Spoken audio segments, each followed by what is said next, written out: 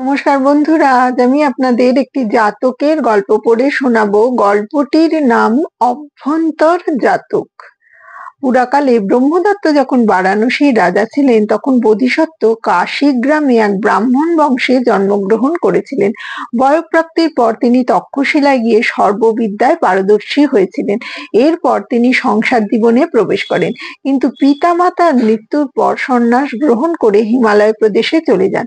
সেখানে তপস্যার দ্বারা তিনি অভিজ্ঞা ও সমাপত্তি সমূহ লাভ করেন।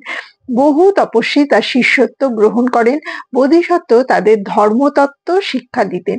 দীর্ঘকাল পরে তিনি লবণ ও অম্ল সংগ্রহের জন্য শিষ্যগণ সহ পর্বতের পাদদেশ হতে নেমে নগরে ভিক্ষা করতে লাগলেন। সেখানে গিয়ে রাজোদ্যানে অবস্থান করতে লাগলেন। এই সকল তপস্বীদের শীল ও তেজ দেখে দেবরাজ শক্রের প্রাসাদ কম্পিত হলো। শক্র এর কারণ জানতে পারলেন। তিনি ভাবলেন, এই তাপসদের বাসস্থানে বিঘ্ন ঘটাতে হবে। বাসস্থানে বিঘ্ন ঘটলে তাদের চিত্তের একাগ্রতা নষ্ট হবে, তাহলেই আমি শান্তিতে থাকতে পারবো। তারপর তিনি উপায় স্থির করে একদিন রাত্রির মধ্যম যামে আকাশপথে গিয়ে রাজার অগ্রমহিষীর শয়নকক্ষের বাতায়ন পথে দাঁড়িয়ে মহিষীকে বললেন, তুমি তোমাদের উদ্যানের অভ্যন্তর আম্রফল খেলেই রাজ চক্রবর্তী পুত্র লাভ করবে। অভ্যন্তর আম হলো দুটি আমের মাঝখানের আম। মহিষী একথা রাজাকে জানালে রাজা আম্রফল সংগ্রহের জন্য লোক পাঠালেন। এদিকে শক্রের প্রভাব বলে উদ্যানের সব আম অন্তরিত হলো। রাজভিত্রেরা তন্ন তন্ন করে খুঁজেও কোনো আম না পেয়ে রাজাকে তা জানালো। রাজা বললেন, উদ্যানের এত আম কে খেয়েছে? রাজভিত্রেরা বলল, তাপসরাই তো উদ্যানে থাকে, তারাই খেয়েছে। রাজা আদেশ দিলেন, তাপসদের উত্তম মধ্যম প্রহার করে তাড়িয়ে দাও। ভৃত্যেরা তাই করলো। শক্রের মনোরথ সিদ্ধ হলো। এদিকে অভ্যন্তর আম্রফল না পেয়ে মহিষী শয্যা গ্রহণ করলেন। তিনি বললেন, এই আম না খেলে তার প্রাণ বাঁচবে না। রাজা তখন অমাত্য ও ব্রাহ্মণদের ডাকিয়ে জিজ্ঞাসা করলেন, অভ্যন্তর আম্রফল কোথায় পাওয়া যাবে? এই নামে কোনো ফল আছে কি? ব্রাহ্মণগণ বললেন, এটি দেবভোগ্য ফল। এ ফল সাধারণ কোনো বাগানে ফলে না। আমরা শুনেছি হিমালয় প্রদেশে কাঞ্চন গুহার অভ্যন্তরে এই ফল জন্মায়। রাজা বললেন, যদি তাই হয় তবে কে সে ফল আনতে পারবে তা বলুন। ব্রাহ্মণেরা বললেন, সেখানে যাবার সাধ্য কোনো মানুষের নেই, শুক শাবককে পাঠাতে হবে।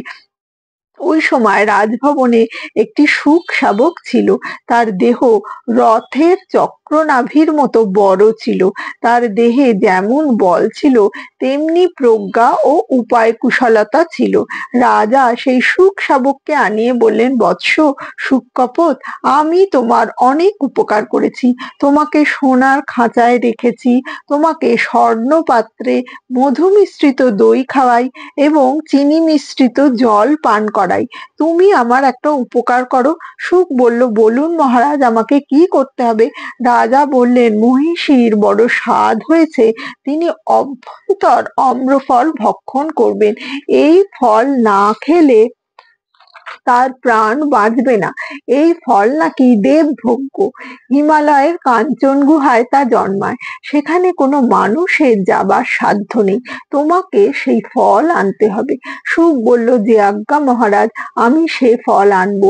এরপর রাজা শুক শাবককে উত্তম রূপে আহার করিয়ে তার পাখায় তেল মাখিয়ে তাকে ধরে বাতায়ন পথে দাঁড়িয়ে আকাশে ছেড়ে দিলেন। শুক রাজাকে প্রণাম করে আকাশে উড়ে গেল। সে মানুষের পথ অতিক্রম করে হিমালয়ের প্রথম পর্বতশ্রেণীর নিকট উপস্থিত হয়ে সেখানকার শুকদের জিজ্ঞাসা করলো, অভ্যন্তর আম্রফল কোথায় পাওয়া যায়? আমাকে তা বলে দাও। সেই শুকরা বলল, আমরা জানি না।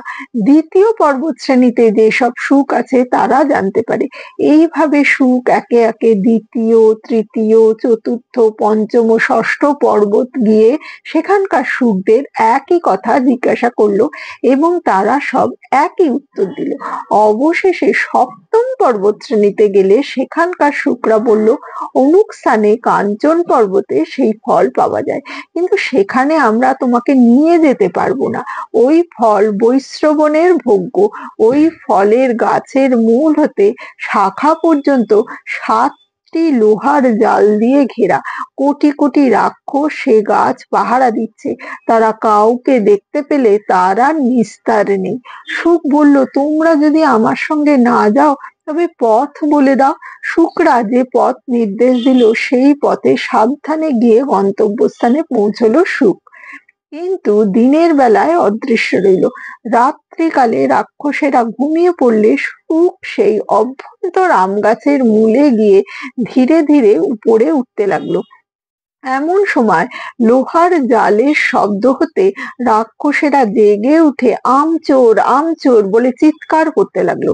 তখন তাদের কেউ কেউ বলল, এই শুকটাকে হাতে ধরে পিষে ফেলে তালগোল পাকিয়ে দাও। কেউ কেউ বলল, একে চিরে দুফাল করে আগুনে পুড়িয়ে ফেলো। শুক কিন্তু কোনো রকম ভয় না পেয়ে বলল, রাক্ষসগণ, তোমরা কার ভৃত্য? রাক্ষসেরা বলল, আমরা মহারাজ বৈশ্রবণের ভৃত্য। শুক বলল, বেশ, তোমরা এক রাজার ভৃত্য, আমিও এক রাজার ভৃত্য। বারাণসী রাজ আমাকে এই ফল আনার জন্য পাঠিয়েছেন, আমি তার কাজে জীবন সমর্পণ করেছি। এরপর সেই শুক একটি গাথার মাধ্যমে বলল, বীরগণ প্রতিপালক প্রভুর কাজে আত্মত্যাগ করতে কখনো কুণ্ঠিত হয় না। প্রভু প্রতি কর্তব্য পালন করতে গিয়ে যদি আমার প্রাণ যায়, তাহলে আমি এই তির্যক যোনি ত্যাগ করে দিব্য ধামে যাব, দেবলোক প্রাপ্ত হব, তাতে তো আমার মঙ্গল হবে। এই কথা শুনে রাক্ষসেরা বলল, এই শুক শাবক দেখছি ধার্মিক, একে তো মারতে পারবো না। এই বলে তারা শুককে ছেড়ে দিল। শুক শাবক বলল, আমাকে রিক্ত হাতে যেন যেতে না হয়, একটা ফল আমাকে দাও। রাক্ষসেরা বলল, গাছের সব ফল চিহ্নিত করা আছে, এর থেকে একটা ফল গেলে আমাদের প্রাণান্ত হবে, তবে একটা জায়গায় গেলে তুমি এই ফল পাবে। শুক বলল, তাই বলো, কোথায় গেলে এই ফল পাবো? রাক্ষসেরা বলল, এই যে কাঞ্চন পর্বতমালা দেখছো, এর এক দুর্গম অংশে জ্যোতিরস নামে এক তাপস আছে। তিনি রাজা বৈশ্রবণের কুলপ গুরু। তিনি কাঞ্চনপত্রী নামে এক পর্ণশালায় অগ্নিতে হোম করেন। বৈশ্রবণ তার জন্য প্রতিদিন 4টি আম্রফল পাঠিয়ে দেন। তুমি তার কাছে যাও। শুক তখন তাপসের নিকট গিয়ে তার সামনে বসলো। তাপস তাকে জিজ্ঞাসা করলেন, তুমি কোথা হতে আসছো? শুক বলল, আমি বারাণসীর রাজার নিকট হতে আসছি। তাপস আবার জিজ্ঞাসা করলেন, কি জন্য এসেছো? শুক বলল, প্রভু, আমাদের মহিষীর বড় স্বাদ হয়েছে, তিনি একটি অভ্যন্তর আম্রফল ভক্ষণ করবেন। এই আমের শোকে তিনি এখন শয্যাগত। তাপস বললেন, একটু অপেক্ষা করো, ফল পাবে। এরপর রাজা বৈশ্রবণ 4টি আম্রফল পাঠালেন। তাপস তার থেকে 2টি আম খেলেন, একটি শুক শাবককে খেতে দিলেন, আর একটি তাকে নিয়ে যাবার জন্য দিয়ে বললেন, এবার তুমি ফিরে যাও। শুক বারাণসীতে ফিরে গিয়ে রাজার অগ্রমহিষীকে তা দান করলো। সেই আম খেয়ে মহিষীর স্বাদ পূরণ হলো, কিন্তু এত করেও তিনি পুত্র লাভ করলেন না।